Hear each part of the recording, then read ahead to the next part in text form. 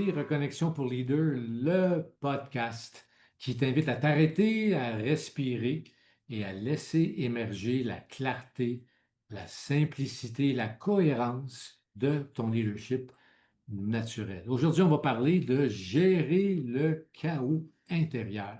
On va parler des peurs, de la fermeture, de la conclusion, un sujet très intéressant, et de perte d'énergie, tout ça naturellement avec Yves Plourde, coach exécutif bien connu, co-concepteur du parcours Unité avec moi, et qui va donc répondre à quelques questions autour de ce sujet-là. Bonjour Yves. Bonjour, ça va bien? Oui, ça va très bien, merci. On parle de chaos, on parle de peur et un sujet qui n'est pas exploré beaucoup, la fermeture de la conclusion et la perte d'énergie. Je trouve ça vraiment intéressant parce qu'on le sait, le stress, les peurs, le fait de prendre une position, puis de la garder, puis de la défendre, puis ben, ça crée beaucoup de difficultés chez le leader. Je serais tenté de te demander, ben, qu'est-ce qui fait que le fait de conclure, ça nous épuiserait? Ça, c'est un sujet qu'on parle pas beaucoup. Oui. Ben, on n'en parle pas beaucoup. Et ce que ça fait, c'est que ça fait des conversations qui ne sont pas basées à partir de ce qu'on vit ou à partir de ce qui est. Ça nous fait avoir des conversations à partir de ce qui s'est passé.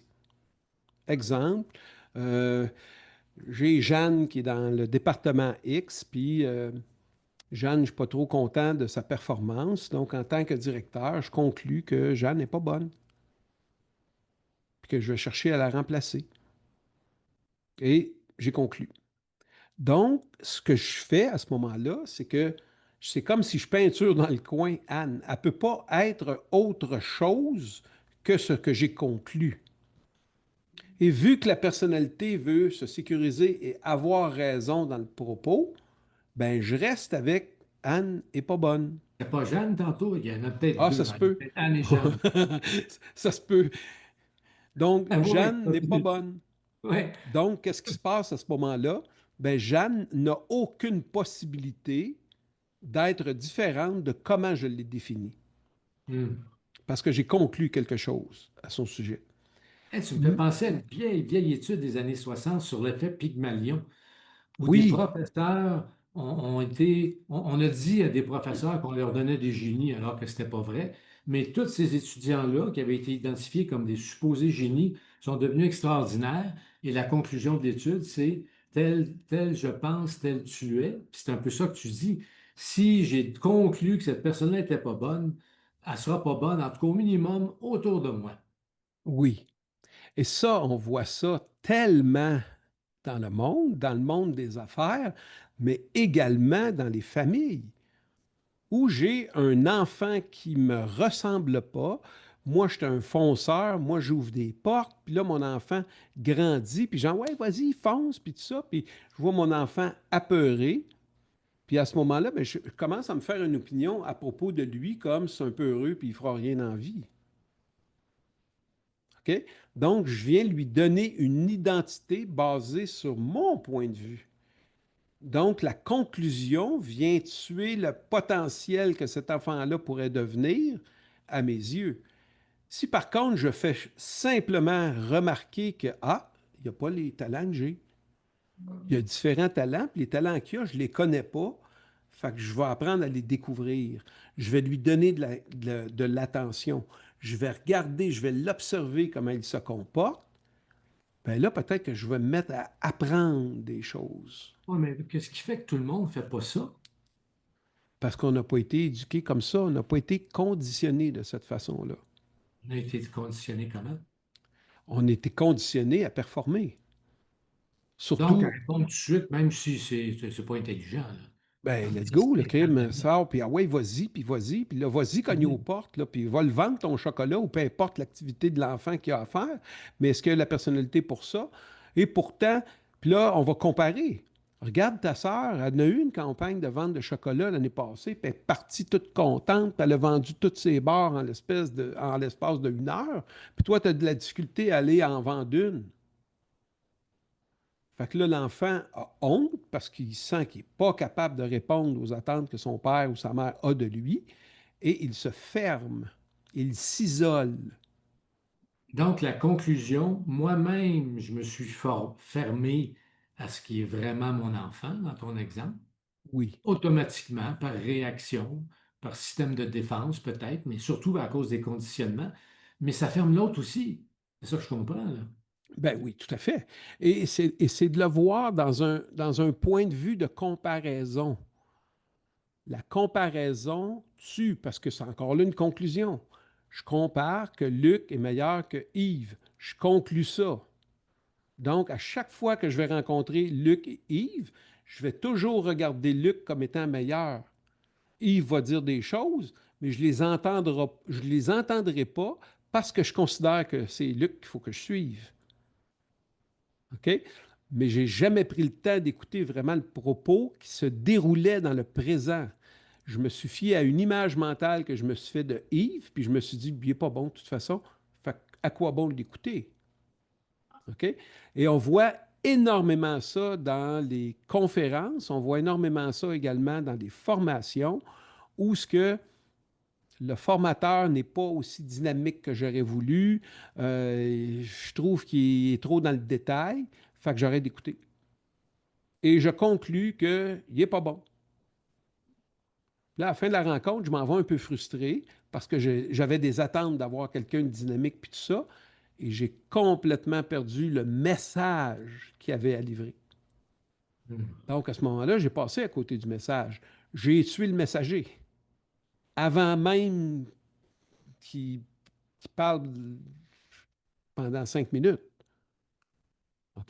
Fait que toute la conférence de 2 heures supplémentaires est complètement perdue à cause de ça. Ça, c'est important de prendre conscience de ça. Et ce que ça amène à ce moment-là, ben, ça m'amène à arrêter de conclure. Je prends une décision et n'importe quelle décision que je vais prendre, même si je ne décide pas, je décide de ne pas décider. Ce qui va arriver, c'est qu'il va y avoir des conséquences à ça. OK? Puis j'avais vu une interview que j'avais trouvée fort intéressante il y a plusieurs années avec Bill Clinton, dans le temps qu'il était président américain.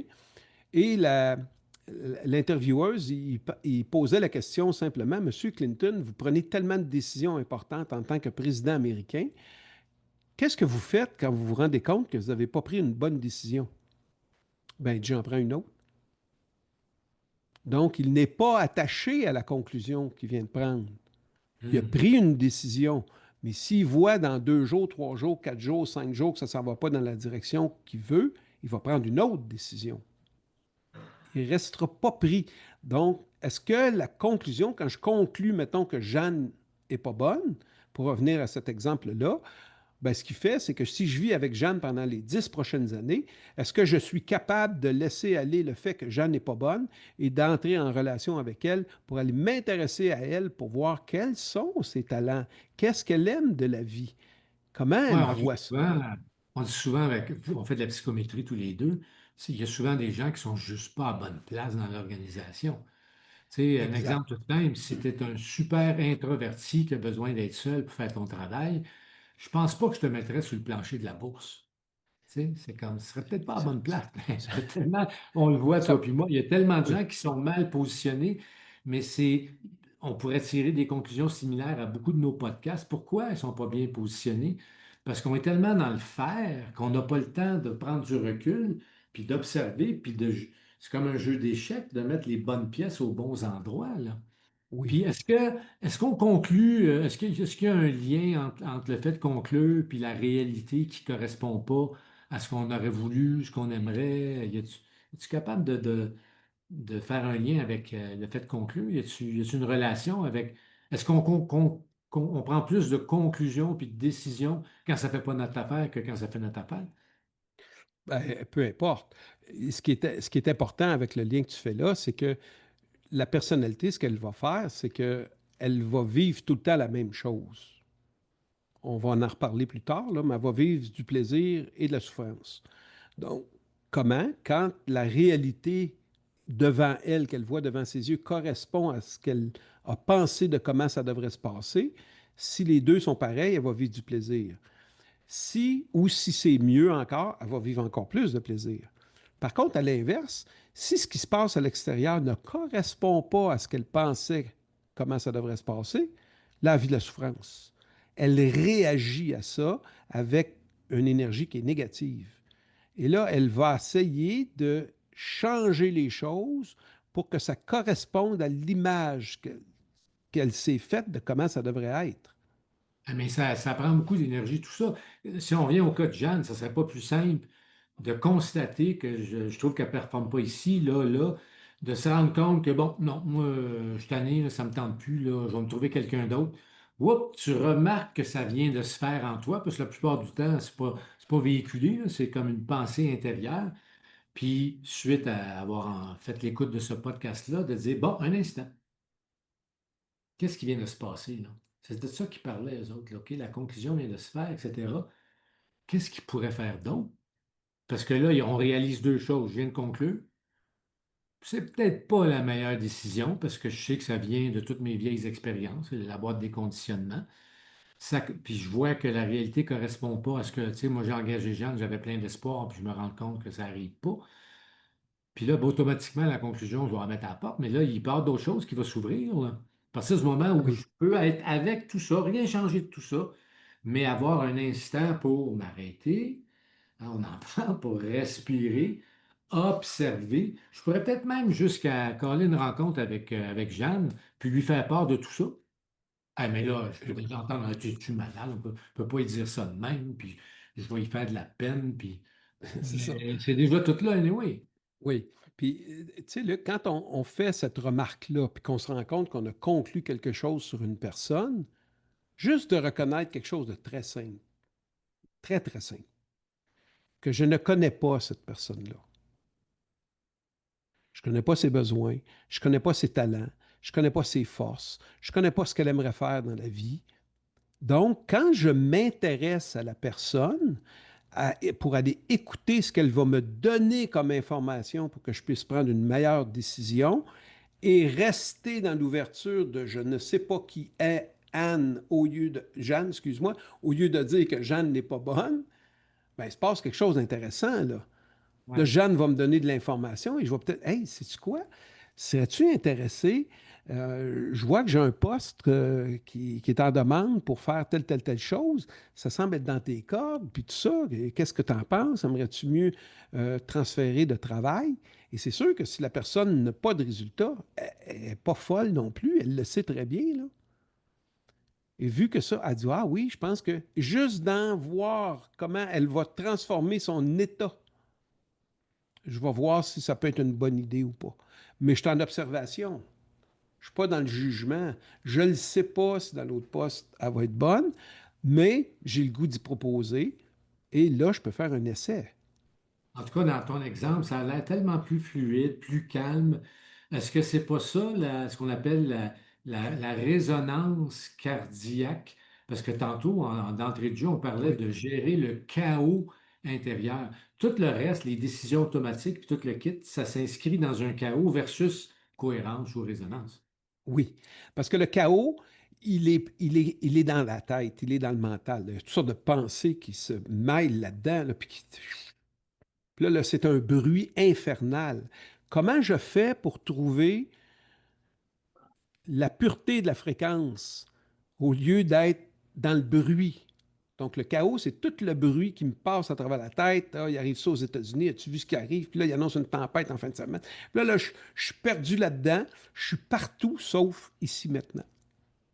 Ouais, puis c'est tellement fort comme exemple, là, tout ce qu'on discute en ce moment, parce que on avait parlé la dernière fois de jugement. C'est clair qu'un leader qui fait ce qu'on vient de dire avec Jeanne, mais que ce n'est pas la première fois que ça arrive, mais que c'est lui qui avait engagé la personne, ça se peut qu'il se remette en question, naturellement sans parler, là, intérieurement, sur ses propres capacités de bien saisir le talent, alors que c'est tout faux. Peut-être que la personne n'est pas à bonne place, mais que finalement, c'est quoi le rôle du leader, là? Si tu es engagé à tes employés, parce que c'est toi qui les as engagés, tu vas trouver le sweet spot.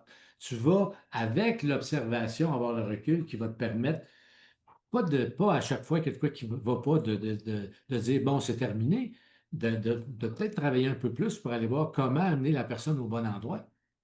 Oui. Et d'être en mesure également de trouver sa tolérance. Et où ma tolérance?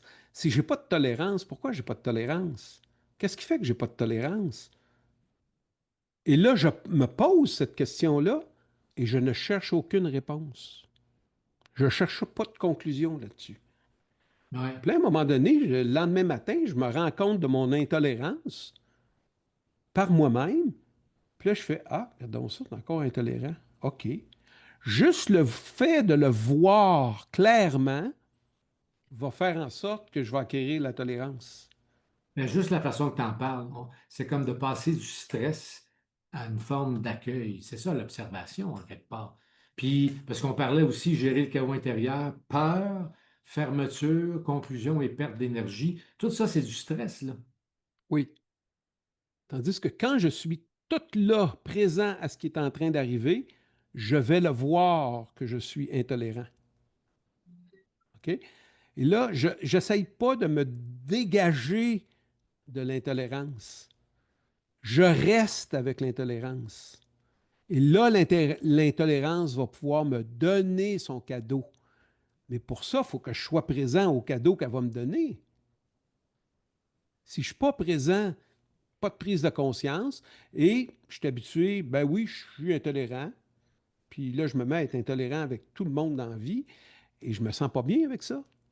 Puis là, je ne Hmm. comprends pas comment ça se fait que tout le monde me fuit, comment ça se fait que j'invite du monde à souper, ils ne viennent pas souper, comment ça se fait que je suis rendu isolé dans l'intolérance au lieu de prendre le temps de comprendre l'intolérance. Pas J'entends beaucoup. par une analyse. Oui, c'est ça. J'entends beaucoup dans ton message que ça passe par le fait d'arrêter, tu sais, ralentir, respirer.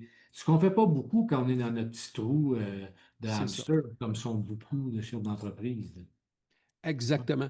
Donc, quand je ne résiste plus à l'intolérance, c'est-à-dire que je reconnais que je suis intolérant, puis je le vois clairement, je suis capable de voir également l'impact que ça a sur les gens que j'aime autour de moi. La transformation est déjà commencée, là. Exact. Ouais, mais là, l'ego tout de suite récupère ça. OK, puis là, c'est quoi qu'il faut que je fasse? C'est quoi la prochaine étape? Il n'y en a pas d'étape. Oubliez ça. On ne règle pas un problème sur le même niveau de conscience sur lequel il a été créé. Donc, l'intolérance a été créée dans l'ego. Je ne trouverai pas la réponse dans l'ego ou dans la personnalité. C'est la même chose. Je vais trouver la réponse dans une vision claire de ce qui est en train de se passer. Et c'est ça qu'on veut amener les leaders à voir d'une façon claire.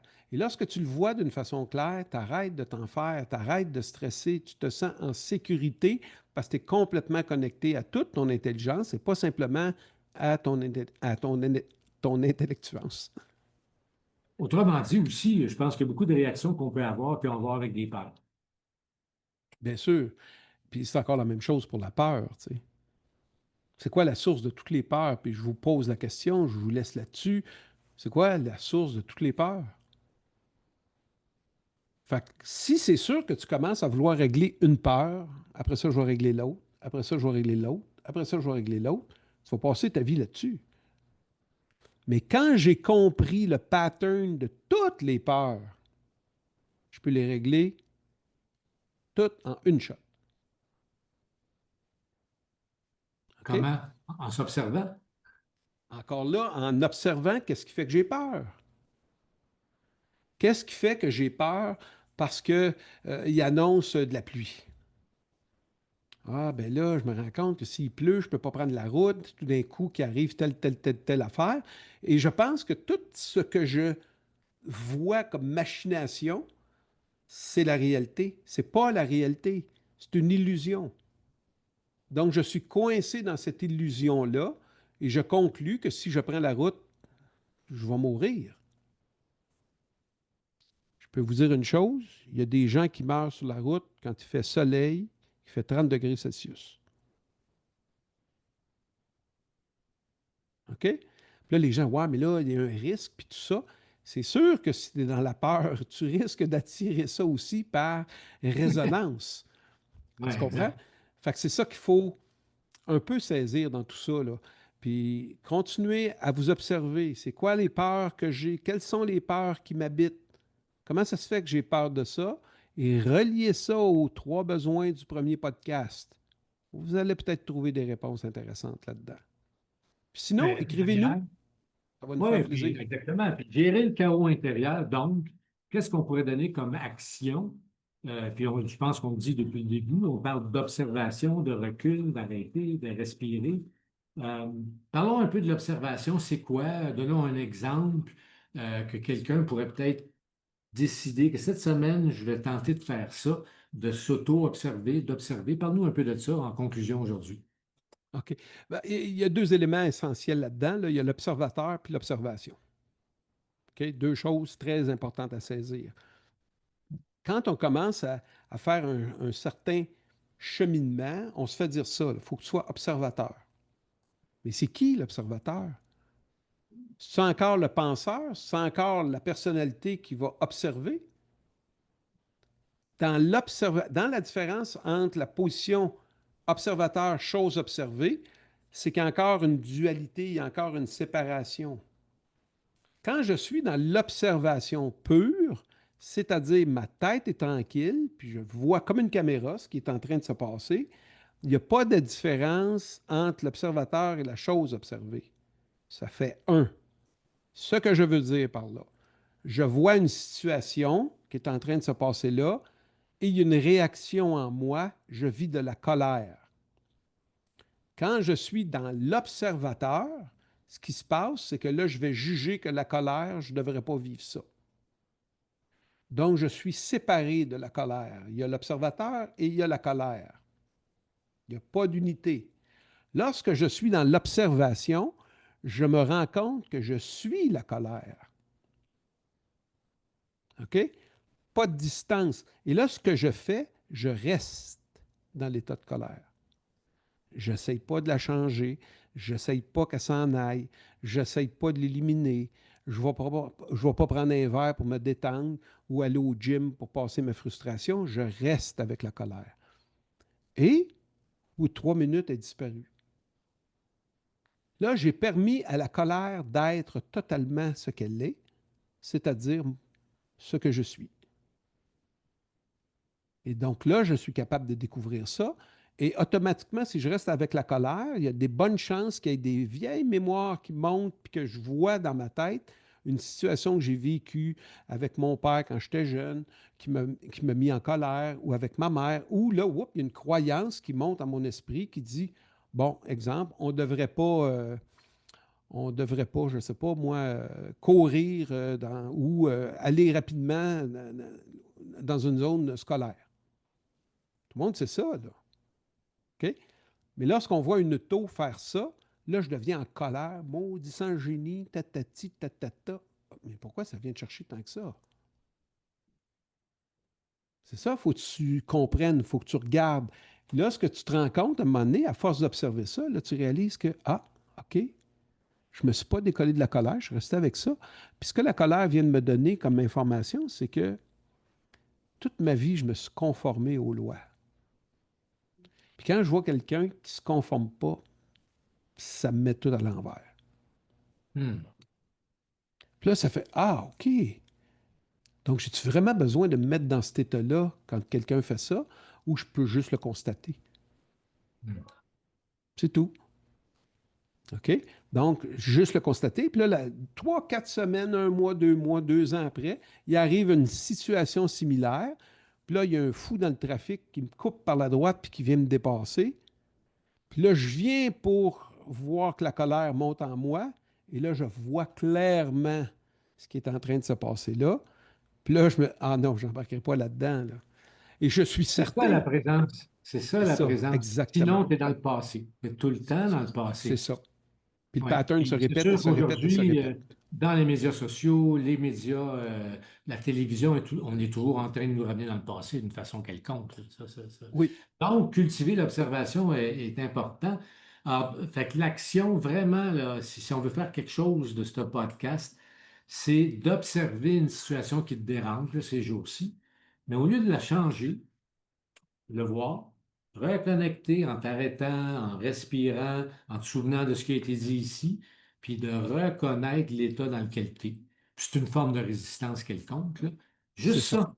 Juste ça cette semaine, juste ça, là, ça peut changer bien des choses. Puis on vous invite naturellement à mettre vos commentaires sur nos différentes plateformes, qu'on puisse savoir ben, ce que ça vous fait, ces podcasts-là. Un dernier mot, un mot de la fin, Yves, pour aujourd'hui? Bonne observation. Bonne observation. C'est tellement puissant, l'observation, ça vaut des heures et des heures et des heures de résistance. Et ça coûte pas mal moins cher en énergie. Ben oui, ça coûte rien en énergie. Au Merci, Yves. contraire, ça en donne. Salut! Merci d'avoir été là, tout le monde. À bientôt.